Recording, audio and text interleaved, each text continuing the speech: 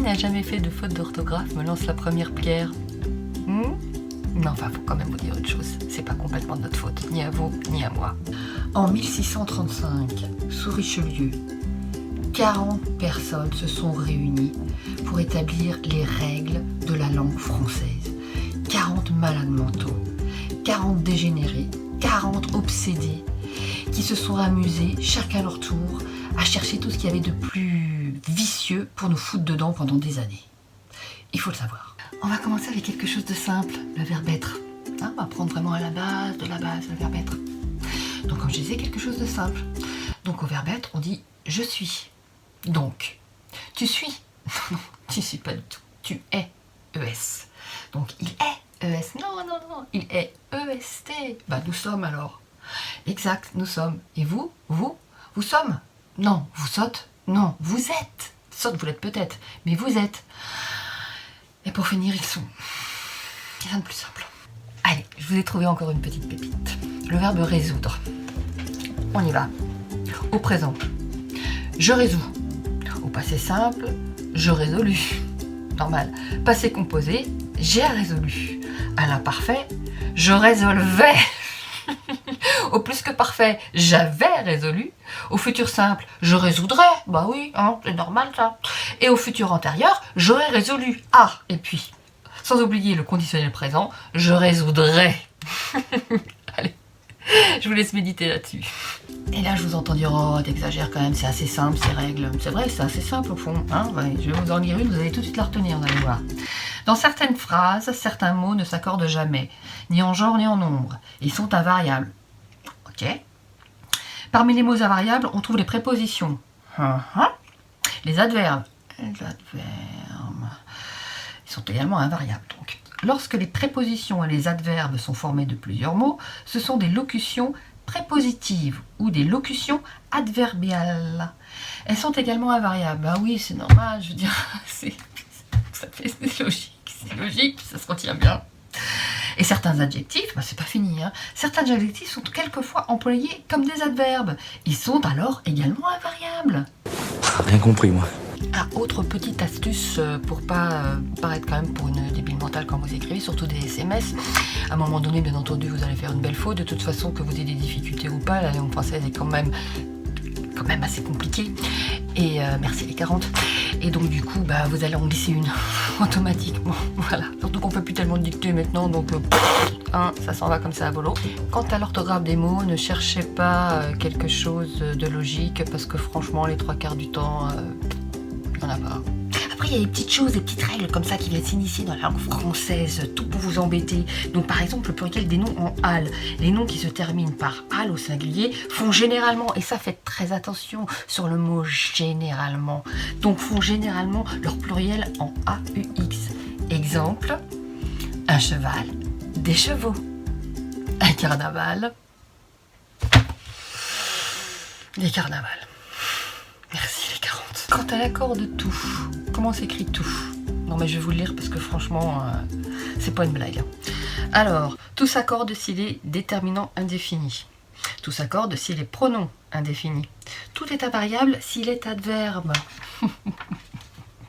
Cependant, si tout adverbe est suivi d'un adjectif féminin commençant par une consonne ou un H aspiré, vous devez déjà savoir ce que c'est qu'un H aspiré, il s'accorde avec cet adjectif pour ne pas choquer l'oreille. Oh, parce qu'en plus, ces petites esgourdes, elles pourraient être choquées.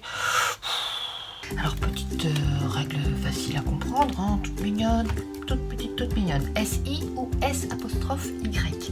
C'est un jeu si compliqué que même si on y jouait, tous les jours, on ne s'y retrouverait pas. Bon courage pour vous y retrouver. Hein. SI ou S apostrophe Y. Si vous trouvez une explication à toutes ces règles qui sont pour moi complètement illogiques, enfin pour la plupart, franchement, un SMS, un mail, ça m'aiderait beaucoup. Enfin, ceci dit, j'ai trouvé des gens qui avaient une explication. Écoutez ça. Expliquez-moi pourquoi il faut savoir mettre un soleil à allumette pour piloter un avion? Parce qu'allumette, ça prend 2 ailes, comme les avions, tête de con.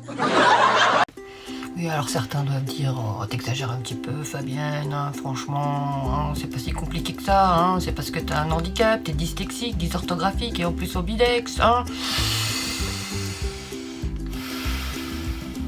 Pas sûr. Mais là, vous me dites, mais écoute, Fabienne, tu n'es pas une professionnelle de la langue française, tu ne sais pas expliquer correctement les choses, comment tu veux qu'on les comprenne et qu'on trouve ça logique? D'accord, ok. Laissons parler les professionnels alors. Ce sont l'essai supplanté. Là, il faut savoir qui fait l'action de supplanter. Hein, si c'est le sujet, l'essai s'accorde. Si ce n'est pas le sujet, l'essai reste invariable. Bon, ici, ce sont les mots succulents qui supplantent. Ce ne sont pas les substantifs. Donc, l'essai reste invariable. Ce sont l'essai supplantés par les mots succulents des rastaquaires. Ouais, c'est pas faux. Mais la cerise sur le gâteau, c'est l'accord du participe passé employé avec le verbe être ou avec le verbe avoir. Là, je crois que les 40, ils se sont surpassés, franchement, pour bien nous foutre dedans. C'est bien clair. Là, vraiment, si on avait un doute, avec cette règle-là, on n'en a plus. Parce que tout le monde sait que le participe passé employé avec le verbe être s'accorde avec le sujet. Là-dessus, à peu près logique. Et quand il est employé avec le verbe avoir, il s'accorde, oui, avec le complément d'objet direct si celui-ci est placé avant le verbe. Parce que s'il est passé après, niet, il va pas s'accorder du tout. Ne faites pas l'erreur. Donc sachez déjà trouver où est le COD dans la phrase. Et là, je vais vous dire bon courage par moment. C'est pas si évident que ça. Et une fois que vous avez réussi à trouver le COD, vous dites bon bah ça va, c'est cool, elle est facile cette règle. Vous avez oublié les verbes pronominaux. Parce que là, ça change tout avec les verbes pronominaux. Il y a des verbes pronominaux qui sont réfléchis, réciproques ou passifs. Et là, c'est encore une autre limonade. Le petit problème, c'est quand vous n'avez jamais dépassé le 0 en classe. Hein, je parle pour moi, hein, handicap oblige. Enfin si, je crois que j'ai dû avoir un 4. Un 4 en 3e. Exceptionnel. En plus, je sais pas, mais quand vous êtes une fille, tous les gens pensent que parce que vous êtes une fille, vous êtes super bon en français, vous êtes super bon en orthographe. Donc les gens viennent vous voir automatiquement. C'est quand même dingue, comme si l'orthographe c'était un truc de fille. Mais non, c'est pas spécialement un truc de fille, hein. J'en suis témoin. C'est pas du tout un truc de nana, ça c'est clair. Petite astuce aussi, quand vous devez écrire devant quelqu'un et que vous n'êtes pas bon en orthographe, franchement, faites une écriture complètement illisible. Un truc que personne ne peut lire, que vous-même, quoi. Et encore, dès la faute émise par texto, et que vous vous en rendez compte, bien entendu, et que vous avez quand même un petit peu la honte, vous en renvoyez un juste derrière en disant « Oh zut, excuse-moi, je me suis trompé, ce correcteur d'orthographe automatique, quelle galère !» Mais si je vous raconte tout ça, c'est pas que j'ai une dent contre la langue française, au contraire, je trouve que parfois elle est quand même passionnante. Mais franchement, honnêtement, toutes ces règles et ces sous-règles, quand vous les lisez dans les différents manuels, il y a vraiment de quoi en faire un jeu. Et c'est ce dont j'ai eu l'idée, en faire un jeu, plus de 700 questions-réponses, dans lesquelles des équipes s'affrontent. Ça peut être des élèves, ça peut être en famille, ça peut être entre amis. On s'amuse bien, on apprend plein de choses, et en période de confinement, c'est quand même pas mal. Alors je compte sur vous pour partager cette vidéo le plus possible et puis liker aussi le plus possible afin que je puisse trouver enfin un éditeur. Et puis si malgré ce jeu joué en équipe, vous n'arrivez toujours pas à écrire correctement, sachez qu'il n'y a pas d'orthographe pour le cœur. Voilà. Bon, c'est de Balzac, hein, c'est pas de moi. Bon.